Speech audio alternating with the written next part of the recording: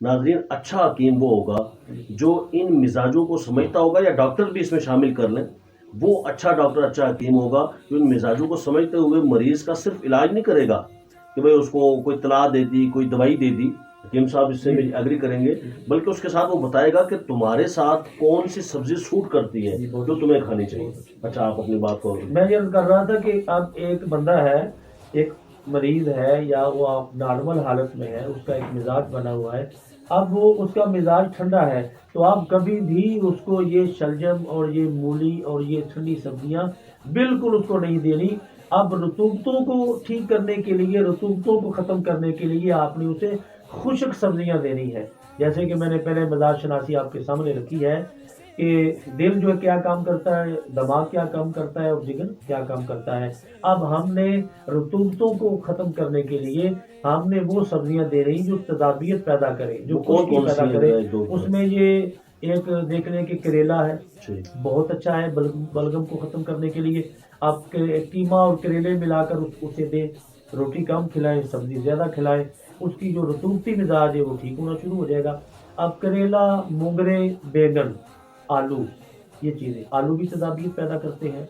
ये सब्जियां आप उनको दें और उसको ये सफ़ेद चने खाने के लिए दें। उसको ये जो बर्गर, शवारमा, पिज़्ज़ा ये दें, क्योंकि ये चीज़ें जो है ये तदाबीर पैदा करने वाली हैं। पाकिस्तान में ठंड से, सर्दी से, बलगमी अमराज के जो मरीज़ हैं, जो हकीकी शुगर के मरीज़ हैं, लबलबा जो है वो बिल्कुल उनका इंसुलिन नहीं बना रहा, और जो हकीकी बलगमी मिजाज के मरीज़ हैं तो उनका ब्लड बिल्कुल गिरा रहता है, उनका खाने को बिल्कुल दिल ही नहीं करता, उनके मैदे में गज़ा बिल्कुल पड़ी रहती है, उनको नहीं होश होता कि भी हमने खाना भी खाना है। नींद उन पे हर वक्त तारी रहती है, उनके अंदर चुस्ती नहीं होती, वो हर वक्त थका थका मरीज रहता है। अच्छा, इसमें आपको रोक के बात करूं, माशाल्लाह आपके पास नॉलेज इतना है कि सुबह तक भी बात करते हैं तो ख़त्म नहीं होगी। लेकिन हमने चूँकि प्रोग्राम का भी मुख्तसर टाइम होता है, तो उसमें अर्ज़ ये है कि एक तो आप इसके साथ हमें ये बताएं कि ये यूरिक एसिड क्या होता है, और आपके हुक्मा अक्सर व बेशतर नब्ज़ चेक करते हैं और साथ वो यूरियन मंगाते हैं, इसकी क्या वजह होगी? जी माशाल्लाह, बहुत अच्छा सवाल किया आपने। ये जो यूरिक एसिड है, ये पाकिस्तान में 80%, 80 गुना ये मसला इस वक्त बढ़ा हुआ है। तो ये जानना ज़रूरी कि यूरिक क्या होता है और एसिड क्या होता है।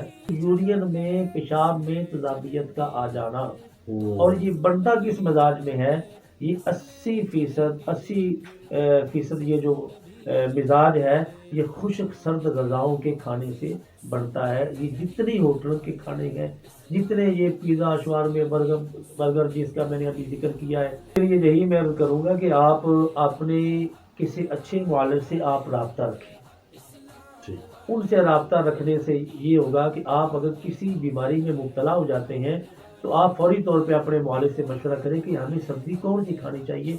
आप सिर्फ अपनी सब्ज़ी बदल लें, ग़िज़ा बदल लें उनके कहने पर, इंशाअल्लाह ताला आप उस बीमारी से फौरी तौर पे निकल जाएंगे इंशाअल्लाह ताला।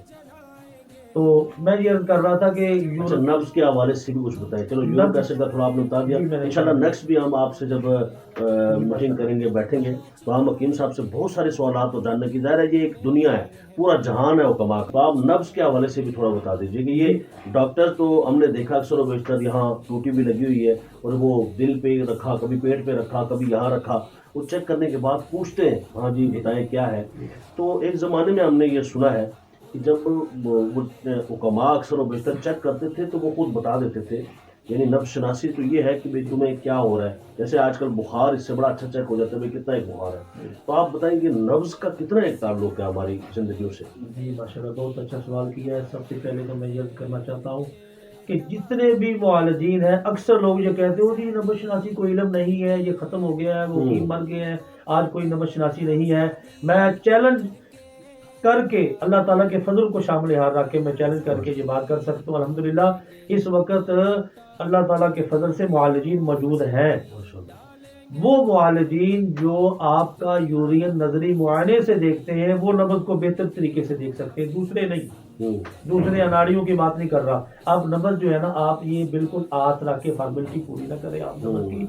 आप नब्ज़ को, ये 4 उंगलें हैं, ये 4 उंगल को 1 उंगल से बराबर कर लें, یہ جو نبض ہے، یہ جو انگوٹھا ہے، یہ بالکل اوپر کی طرف ہونا چاہیے، اور انگوٹھے کے ساتھ جو شریان ہے یہ بالکل دل کی پوری خبر دیتی ہے، پوری خبر دل کی۔ اس کے اوپر 4 انگلیں رکھیں گے تو رکھنے سے نمبر 1 تو اگر نبض سست ہے، ایک انگل پہ چل رہی ہے، وہ بالکل دھیمی دھیمی چل رہی ہے، تو یہ بلغمی مزاج کی نبض ہے، جس کا میں نے پہلے اچھا ذکر کر دیا ہے۔ تو ٹھنڈی علامتیں اس سے آپ کے سامنے آئیں گی۔ اگر وہ نبض جو ہے نا یہ مشرف ہے، اوپر چل رہی ہے، 2 انگلوں کے ہلکی ہلکی محسوس ہو رہی ہے، تو یہ تیزابی نبض ہے۔ یہ جو خشک سرد نبض ہے نا، یہ پاکستان میں 80% ہے۔ یہ غذائیں خشک ہیں تو اس کی وجہ سے نبض بھی خشک بن گئی ہے۔ یہ ذاتی نبض نہیں ہے، حقیقی نبض جو ہے نا، مردوں کی جو نبض حقیقی ہے نا، وہ خشک گرم ہوتی ہے۔ اس کے اندر 70% خشکی ہوتی ہے، 30% حرارت ہوتی ہے، گرمی ہوتی ہے۔ تو اس میں جو ہے نا یہ، کیونکہ جو مرد حضرات ہیں اس کے بارے میں قرآن پاک بھی فرماتا ہے کہ اللہ تعالیٰ نے ان کو حاکم بنایا ہے، تو اس کے اندر جو ہے نا یہ خشک نبض رکھی گئی مرد کے اندر۔ اچھا، مجھے اسی کے سے ریلیٹڈ ایک سوال کرنا ہے۔ جی جی جس حکیم کو دیکھو تو وہ اس قسم کی یعنی تلائیں پیش کر رہا ہوتا ہے اور دعائیں پیش کر رہا ہوتا ہے، جس کا مقصد ایک ہی ہوتا ہے، اور وہ ہوتا ہے جنسی تعلقات۔ تو آپ ڈکے چھپے الفاظ میں، تاکہ کوئی بد تہذیبی بھی نہ ہو، ہمارے ناظرین کو یہ بتائیں، سامعین کو یہ بتائیں کہ یہ جو یعنی حکیموں کے پاس صرف ایک ہی چیز کا علاج رہ گیا ہے، یا کیا اس میں؟ جی، بہت اچھا سوال کیا ہے۔ اللہ تعالیٰ سب کو ہدایت عطا فرمائے۔ یوٹیوب پہ، فیس بک پہ بہت زیادہ اس کا شور مچایا ہوا ہے، اور یہ معالج نہیں ہے، یہ دوا فروش ہیں، اچھا، دوائیاں بیچنے والے حضرات ہیں۔ یہ دیکھیں کہ ایک ہی تلے کو لے کر یا ایک ہی موضوع کو لے کر وہ ایک بدنامی کا باعث بن رہے ہیں۔ اگر جسم بالکل تندرست ہے، جیسا کہ مزاج کے مطابق جسم اس کا بالکل ٹھیک ہے، تو یہ چیزیں تو جسم کے اندر، تندرست جسم کے اندر خود پیدا ہو جاتی ہیں۔ ان کے لیے الگ سے کسی چیز کی ضرورت ہی نہیں ہے اس وقت۔ تو یہ ہے کہ جو حقیقی جو معالج ہے وہ جسم کا علاج کرتے ہیں، جسم کو تندرست کرتے ہیں۔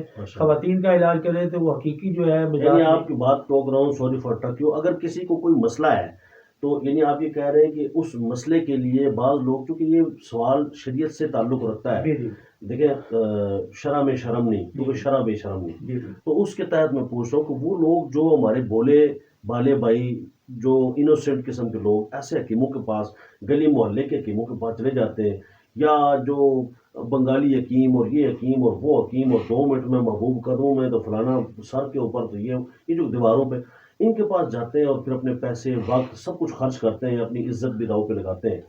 تو ایسے لوگ، ان کا ایک سوال ہوتا ہے، جی کسی دوست نے کہہ دیا ایسا ہم نامرد ہو گئے، تو یہ نامردی، یہ اس کے حوالے سے بتائیں، کیا نامردی بھی کوئی شے ہوتی ہے؟ اور اس کے لیے یعنی اگر کوئی وہ کمزوری ہے تو اس کا یعنی آپ بتانا چاہتے ہیں کہ بندہ صحت مند ہو تو وہ دور ہوگا، اس کی تھوڑی سی آپ دوا بتا دیں کہ کیا کرنا چاہیے؟ جی، سب سے پہلے بات تو یہ کہ پاکستان میں 300 میں سے 3% نمردی ہوگی۔ میں نے اپنی پوری پریکٹس میں نمردی کا کوئی ایک کیس بھی نہیں دیکھا۔ اس وقت پاکستان میں انتشار کے بھوکے لوگ تو ضرور ہے، عدم انتشار کا آنا اور ٹوٹنا یہ ہے۔ اس میں یہ لمبی چوڑی ادویات اور یہ تلے، ان چیزوں کی ضرورت نہیں پڑتی۔ اگر صرف مرد حضرات گھی کا استعمال شروع کر دیں اور شہد کا استعمال شروع کر دیں، لونگ، دال چینی اور منکے کا کہوہ بنا لیں، 1 لونگ اور تھوڑی سی دال چینی اور 2-4 دانے منکے کے، اس کا کہوہ بنائیں، اور کہوہ بنا کر اس کے اندر تھوڑا سا گھی اور تھوڑا سا شہد ملا لیں۔ یہ 1 مہینہ تک آپ پئیں، 3 کپ استعمال کرنے سے آپ کا جو انتشار کا مسئلہ ہے وہ بہتر ہو جائے گا۔ نمبردی تو پاکستان میں 3% ہے 100 میں سے، اور 80-85% جو ہے یہ عدم انتشار کے مریض ہے، جس کے لیے یہ بیک گراؤنڈ، یہی حکیم حضرات وہ کوٹ کر میڈیکل اسٹور سے لیتے ہیں، وہ پتہ اس کو کوٹتے ہیں، اس کے اندر 2-4 چیزیں ملا کر اس کے کیپسول بنا کے یہ فیس بک پہ، یوٹیوب پہ چڑھا دیتے ہیں کہ جناب یہ کھاؤ گے آپ 2 گھنٹوں میں آپ جناب نمردی سے آپ مرد بن جائیں گے۔ یہ بالکل غلط ہے، اس سے گردے بھی خراب ہو رہے ہیں۔ اسی لیے تو ہمارا تماشا یہ ڈاکٹر حضرات جو ہیں یہ بناتے ہیں کہ یہ حکیموں کے پاس نہ جائیں، یہ گردے فیل کر دیتے ہیں۔ تو اسی لیے ان چیزوں سے ہمیں باز رہنا چاہیے۔ بہت شکریہ، اللہ تعالیٰ آپ کو اجر عظیم عطا فرمائے۔